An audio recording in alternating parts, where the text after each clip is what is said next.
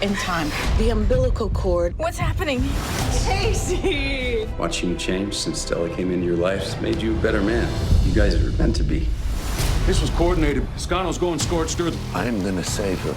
We do this off the books. You're about to go off the deep end. Chicago Wednesday season finales on NBC.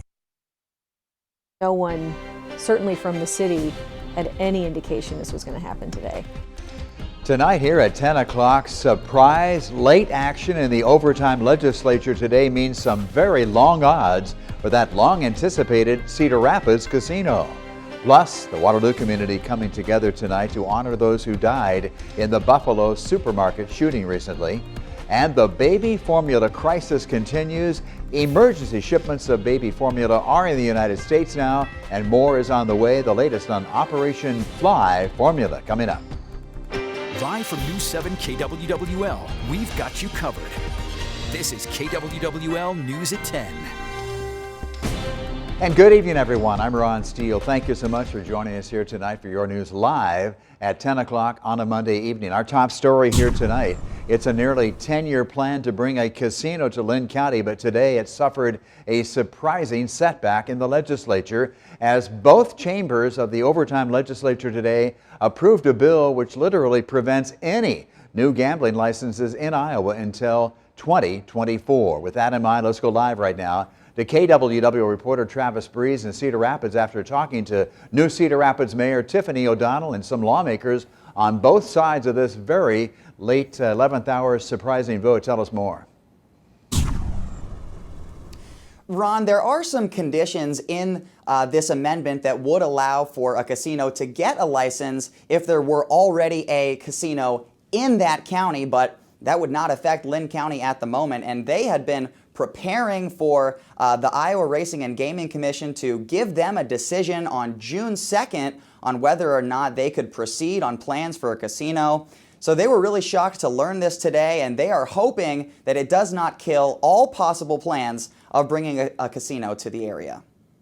No one, certainly from the city, had any indication this was going to happen today. Cedar Rapids Mayor Tiffany O'Donnell reassessing things on Monday after an amendment was added to a bill that stops new gaming licenses until 2024. We had a better chance than we'd ever had, and there's a part of me that can't help but think others knew that too, and they were willing to stop at nothing to make sure that Cedar Rapids didn't get a casino. Mayor O'Donnell says this happening at the 11th hour of their casino bid raises a red flag. Senator Robbie Smith of Scott County introduced the amendment and did not respond to our request on Monday. What I think this really is it's about competition.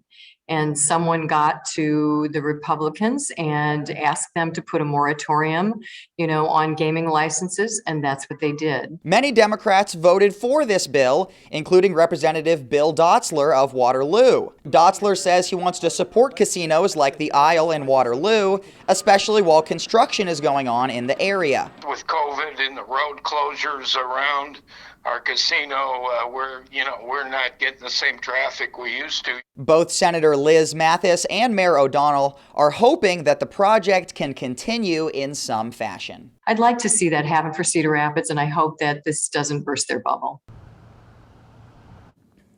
While reaching out to lawmakers today, I was not able to get in contact with any casinos before normal business hours ended today. The bill would still need to be signed by Governor Reynolds, and this amendment is just part of a much larger bill that deals with a lot of casino regulations. She would still need to sign that, and if she does, the total number of casino licenses would stay at 19 until July of 2024. In Cedar Rapids, Travis Breeze, News 7 KWWL. Now, Travis, certainly came out of left field, at least publicly, that's for sure. The plan for a casino in Lynn County, they've been in actually a joint venture involving the Cedar Rapids Development Group and the city of Cedar Rapids. A location for the casino really had never been formally announced for this time around. Within the last hour, we did receive a statement from the president of Lynn County Gaming Association, and it reads in part, "This holds the corridor back from entertainment, nightlife, dining, and gaming options that were set to breathe new life into Iowa's second largest city and give much needed support and infrastructure improvements to the area. That statement coming here late tonight. Right now it's 10:04 on a Monday night. Let's go live outside for Eastern Iowa current weather conditions. And here's the shot right now. That's the live camera atop the Alliant Tower overlooking downtown Cedar Rapids here tonight. A little chilly, but nice. Look ahead to the same possible rain coming up later this week, and for Eastern Iowa's most accurate weather forecast. Let's talk right now to Chief Meteorologist Mark Schnackenberg, back in the forecast center right now. Mark. Not the warmest of temperatures for this time of year. It does save on the air conditioning bill, though, for at least a temporary time frame, because it will get warmer and it will get more muggy, and that is in the 10-day forecast. Right now it is relatively comfortable. Temperatures are in the 50s to about 60 degrees. We have a lot of dry air in place. Notice the dew point temperatures, it is low. It's in the 30s compared to when it's real muggy around here. Dew points are in the 60s and sometimes 70s. Well, it is really dry, and so it's going to have a hard time to get any rain showers around here, at least for the overnight hours and into the morning here tomorrow. What you see there that the radar's trying to pick up is not reaching the ground. We just have clouds overhead, and throughout the rest of the night it'll remain that way, and the clouds will continue through the morning hours. We'll start to see the rain chances increase as we get into the early part of the afternoon tomorrow, and I think a better shot at some of that rain comes here tomorrow night into the day on Wednesday. We'll talk more about that and the warmer weather for the upcoming holiday weekend in your Storm Track 7 forecast. Mark, back to you in a few moments here at 10. New for you tonight here in our news. One Eastern Iowa man facing several charges. Police say he drove drunk, and that caused multiple crashes, one in which severely injured one man. Dubuque police were called in last night for an accident out on Asbury Road.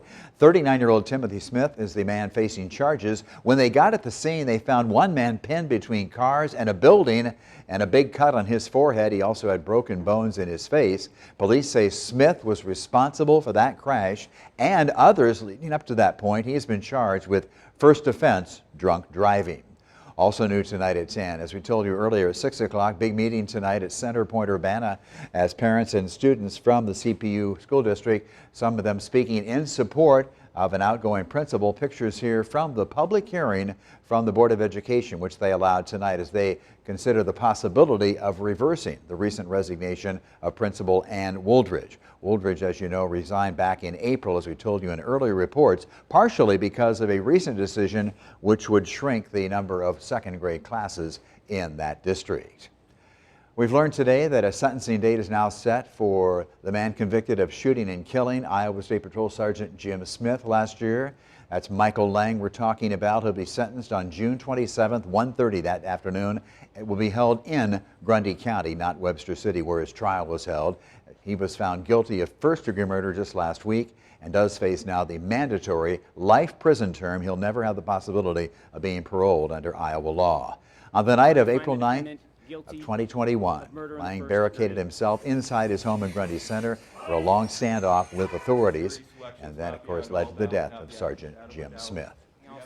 In another big case we've been following in Iowa, Willard Miller on your screen there, one of the two teenagers charged with killing Fairfield High School teacher Noema Graber, is asking that his trial be moved out of Jefferson County in the Fairfield area. He wants it moved somewhere else. Court documents show that his attorneys want evidence which had been taken from his home to be suppressed. A hearing for that is now set for June 7th. Miller will be tried as an adult in this case, along with the other defendant, another high school student from Fairfield, Jeremy Goodale. They'll be tried separately. Their trials begin later this year.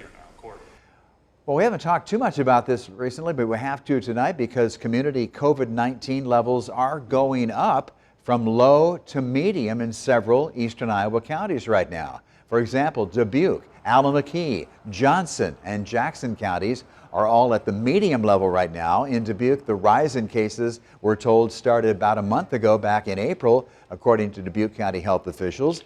Dubuque's public health specialist, Mary Rose Corrigan, told KWL News today that people need to understand the pandemic is not over. We don't want people to think it's definitely not. We don't want to create a false sense of security through our community levels being low or medium, because like I said, it doesn't really reflect the total number of cases. Now, Corrigan told us today the hospitalization rates encouraging. They've remained generally low overall. Dubuque hospitals are having no issue handling any increases right now. However, they do remain very busy due to continued ongoing staffing issues. From the East Coast to Eastern Iowa, prayer and vigil services have been held or being held still in honor of the grocery store victims out in Buffalo, New York recently. In Waterloo tonight, downtown at Lincoln Park, a community-wide service, and KWWL's Emily Moss was there for us. Dozens gathered here in Lincoln Park for a community-wide vigil meant to show support and unity for the victims of the Tops grocery shooting in Buffalo, which killed 10 people. Saturday, May 14th, Buffalo police say a teen opened fire and killed 10 people in the Tops grocery store, 8 of them black. Several speakers at the vigil spoke about how the shooting, which is being investigated as a hate crime, resonated with them personally in Waterloo after another deadly shooting here just this Sunday. The senior pastor of the Antioch Baptist Church in Waterloo, Charles Daniel, used to pastor in New York, inspiring him to host this vigil at the park.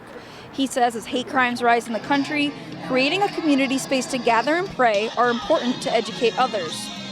In light of what's going on in our nation, there has been a rise in hate crimes across the nation. But I think if we educate ourselves, have conversations, be willing to lean in, have those difficult conversations, and then create what I like to call the beloved community. Pastor Daniel hopes hosting more community vigils here in Waterloo will help bring this community closer together. Pastor Daniel has only been in this community for less than a year. That being said, he feels it's tight-knit, as shown by the community response tonight. In Waterloo, Emily Moss, News 7 KWWL.